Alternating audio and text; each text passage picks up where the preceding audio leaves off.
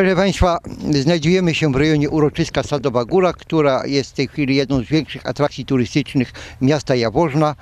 Dzieje się tutaj sporo i to, jak widzimy, za błogosławieństwem Wojewódzkiego Funduszu Ochrony Środowiska, który całkiem niezłe pieniądze na te działania wyłożył. Jedną z takich atrakcji tutejszych jest brzoza o ciemnej korze i za chwileczkę zobaczymy, w jaki sposób ta osobliwość jest tutaj chroniona. Ten lasek w tej chwili został znacznie zredukowany.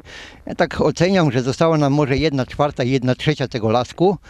No i w tej chwili egzemplarzy tej brzozy jest tutaj już bardzo mało. Przypuszczam, że co najmniej połowa z nich została, jak to opowiada Kubuś Puchatek, zniknięta. No i właśnie tylko pytanie, kto na to pozwolił i dlaczego w ogólności uwzględniono, że ten lasek może być wycięty przy okazji budowy oczywiście bardzo potrzebnej obwodnicy. Proszę Państwa, stoję sobie właśnie pod jedną z ocalałych brzus o ciemnej korze, które zostały właśnie w lasku na skrzyżowaniu dawnej drogi i tej drogi prowadzącej do geosfery, jak i tej dróżki, którą ewentualnie można dojść do miejsca, gdzie kiedyś były sasanki. Jak Państwo widzą, brzoza ma wyraźnie ciemną korę w stosunku do wszystkich swoich towarzyszek. No i trwały tutaj przez długi czas pytania, czy były pytania, co to właściwie jest.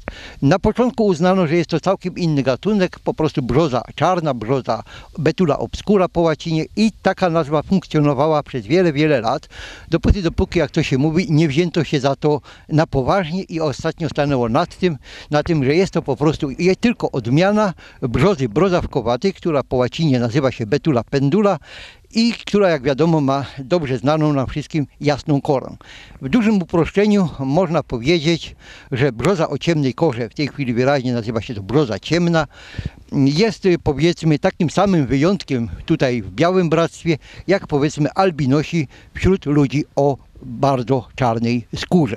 Na zakończenie krótka refleksja. Jak wiadomo, najbardziej medialną walką w obronie drzew w Jaworznie jest w tej chwili to, co dzieje się na osiedlu stałym. Tutaj, jak widzimy, wszystko dzieje się, bym powiedział, po cichu, po kryjomu. No nie wiem jeszcze, czy ewentualnie są jakieś inwentaryzacje pokazujące, ile i jakich drzew tutaj jest. Natomiast jeżeli wszystko odbywa się legalnie i jest jakaś inwentaryzacja drzewostanu, zazwyczaj pozostają ślady dostrzegalne nawet dla osoby postronnej. No, ja jestem fachowcem, niejedną inwentaryzację w życiu wykonałem. Zazwyczaj na drzewach zostają albo kropki, albo cyfry, albo liczby pokazujące, że to jest to drzewo w tym protokole zapisane pod takim a takim numerem, no i ma jakieś tam właściwości, przynależność gatunkową. Tutaj czegoś takiego nie ma. A zatem zadam tylko dramatyczne pytanie, niemalże będące modyfikacją pewnej słynnej piosenki. Gdzie ci ekolodzy?